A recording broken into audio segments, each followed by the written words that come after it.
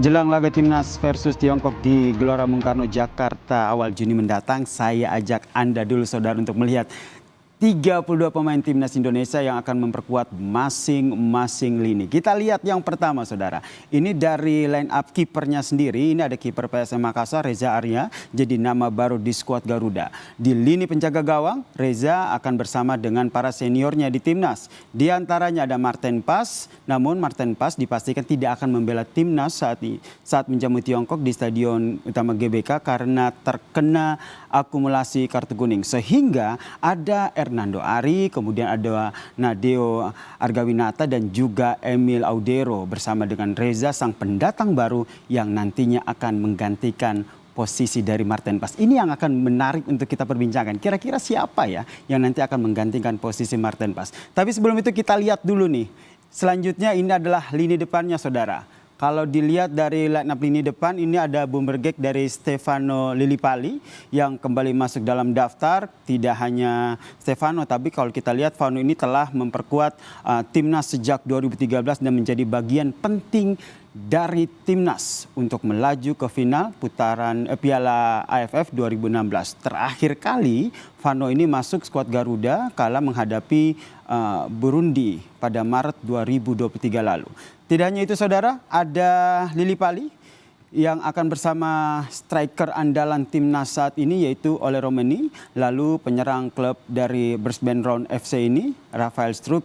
Dan juga striker Dewa United yaitu Septian Bagaskara. Dan tentu saja ada Egy Maulana Fikri serta penyerang Persis Solo, Ramadan Sananta saudara.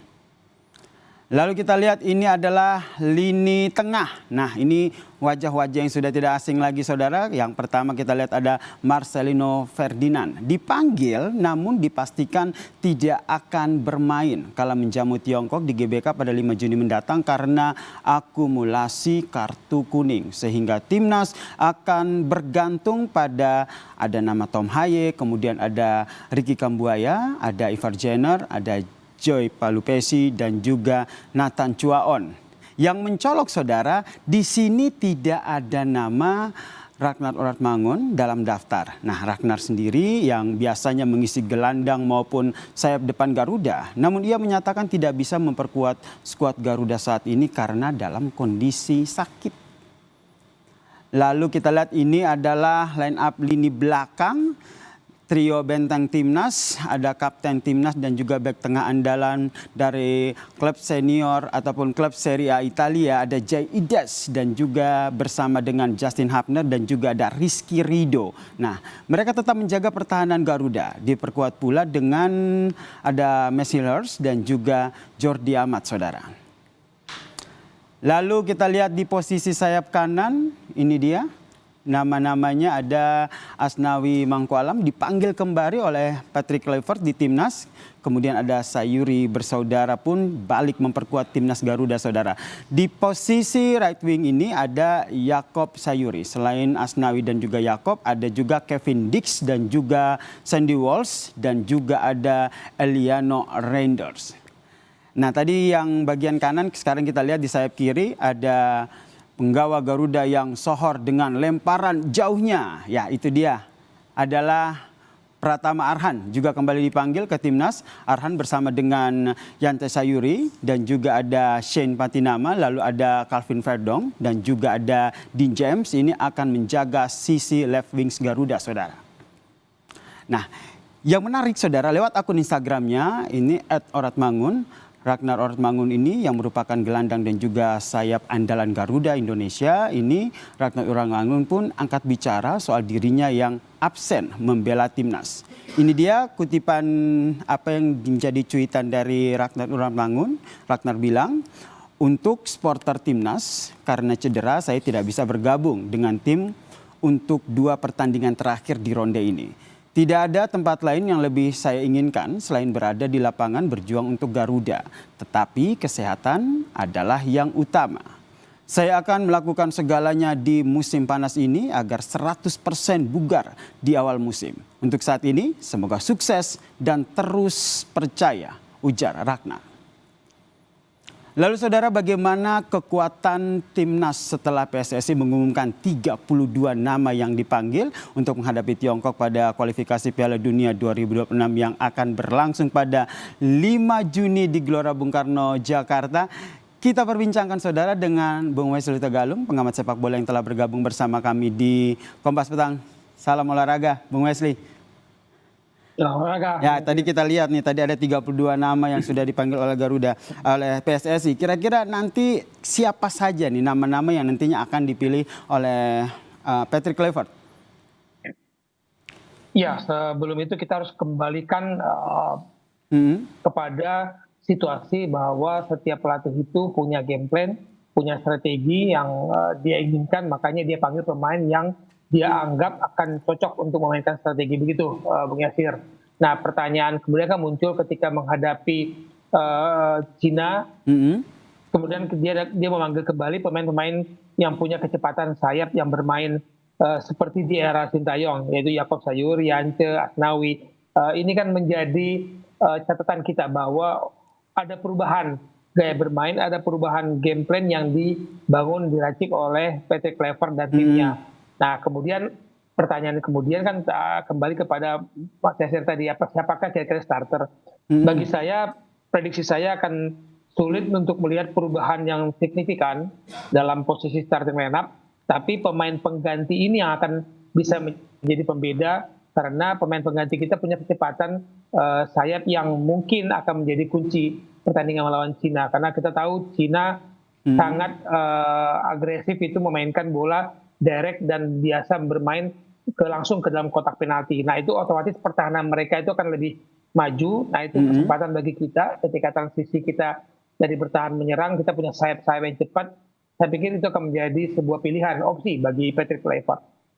Oke, Ragnar ini absen karena cedera. Menurut Bung Wesley sendiri nanti Patrick Kluivert akan meramunya seperti apa? Siapa yang punya potensi besar untuk menggantikan peran Ragnar, baik di posisi gelandang maupun di sayap?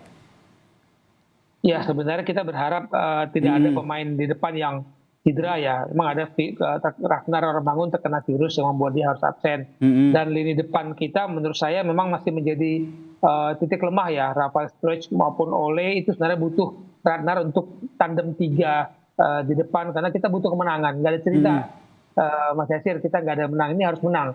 Nah, ini sebuah pilihan yang harus menjadi utak-atik yang maksimal dan efektif bagi Kluivert. Apakah memainkan 2 penyerang ataukah kembali memainkan 3 penyerang dengan memasukkan siapapun di situ, entah Egy atau Stefano Lillipali yang meskipun belakangan tidak mendapat tempat starter, ataupun kalau dia menjadi starter sering ditarik keluar di Borneo, tapi punya pengalaman dan mungkin gaya bermain Stefano cocok dengan Kluivert. Jadi ini yang harus matang sekali hitungannya di menit keberapa Stefano akan dimainkan, main dari awal dan berapa dengan tarik keluar, karena kita sulit melihat Stefano Lillipali main full 90 menit.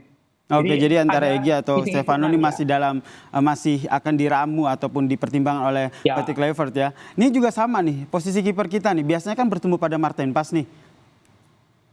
Ya, kalau melihat situasi ada Emil di situ, saya pikir melihat penampilan Emil belum pernah bermain bersama tim kita, tapi melihat kemarin terakhir di Liga 1 kita melihat kiper-kiper kita yang bermain belum stabil kalau menurut saya, termasuk Eri, kemudian Nadeo. Rasanya kalau melihat gaya bermain Patrick Kluivert, dia masih akan percaya kepada Emil meskipun baru bergabung dan belum bisa dibilang mengenal dengan baik tim yang akan dia pimpin di belakang. Karena kalau kita lihat ini kan pertahanan kita kan cukup kuat dengan adanya Martin Pas, sehingga lini pertahanan ini jangan sampai akhirnya kurang oke begitu ya, Bung Wesley. Kemudian dari lini depannya sendiri Anda melihatnya seperti apa? Karena catatan dari pertandingan-pertandingan sebelumnya kita kurang kuat begitu di penyerang. Masih lini depan kita masih menjadi titik lemah dari era Sintayong maupun Kluivert, karena kita belum dapat striker yang di Liga 1 yang bisa bersaing dengan pemain asing. Kemudian kalau di luar yang pemain kita yang diaspora, naturalisasi, kita belum dapat grade A, grade B gitu ya. Jadi mau nggak mau Ole adalah tumpuan utama. Nah, Ole harus ada yang melayani dengan baik. Sebenarnya saya berharap pemain seperti Ricky Kambuaya itu mendapatkan kepercayaan lebih banyak sebagai otak serangan, dan nanti pergantian perubahan game plan babak kedua, kalau boleh kita bermain dengan lebih cepat dengan sayap, saya pikir Ole akan terbantu, karena kalau kita lihat di klub, Ole itu banyak bermain bergeraknya dalam kotak penalti itu, Yasir, bukan yang bergerak seperti Ragnar yang bergerak kiri kanan maupun Rafael Struijk. Nah, Ole akan menunggu bola-bola hilang dari kiri dan kanan kita. Kemudian ini kemarin juga sempat ada pengamat yang menyatakan bahwa sebenarnya ada salah satu pemain yang juga harusnya bisa masuk, yaitu Beckham Putra dari Persib begitu. Menurut Anda ini Anda membacanya seperti apa dulu deh? Menjadi pertanyaan kita sebenarnya.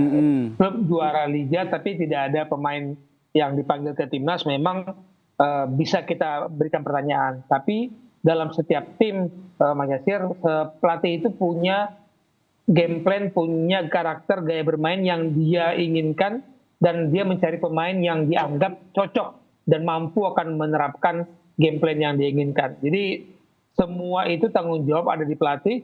Nanti bagaimana dia mengeluarkan kemampuan terbaik pemain pilihannya, itu tanggung jawab pelatih. Hasilnya apapun harus dipertanggungjawabkan oleh pelatih. Jadi memang kita bisa berdiskusi, seharusnya si dipanggil, tim juara nggak dipanggil. Tapi sekali lagi pelatih punya karakter, kriteria pemain yang dianggap cocok untuk memainkan game plan-nya dia. Oke, kalau itu kita sepakat. Tapi kalau menurut Bung Wesley sendiri, Beckham Putra sebenarnya cocok tidak untuk timnas kali ini?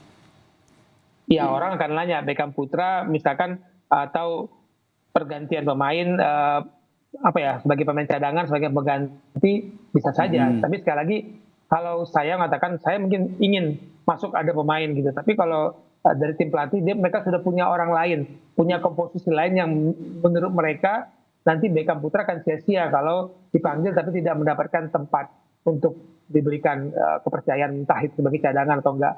Kita bersyukur saja bahwa Yance dan Yakub dipanggil saja, kita sudah bersyukur bahwa akan ada perubahan gaya bermain yang harusnya akan mengejutkan lawan kan dengan sebuah opsi alternatif gitu ya. Oke, harus merubah gaya permainan untuk bisa menang lawan Tiongkok. Kalau dari Bung Wesley sendiri melihat dari pola permainan Tiongkok sendiri seperti apa? Singkat saja. Mereka main ke tengah. Jarang sekali mereka memberikan umpan silang ya, Mas Yasir. Jadi kita harus kuat di tengah, jangan sampai kemudian area pertahanan mereka. Saya yakin mereka akan menyerang juga karena mereka butuh poin, butuh kemenangan di 2 pertandingan sisa. Nah, ini harus kita manfaatkan dengan kekuatan sayap kita. Baik, terima kasih Bung Wesley Tagalung, pengamat sepak bola, telah berbagi informasi dan perspektifnya di Kompas Petang. Salam sehat Bung Wesley. Sama-sama, makasih.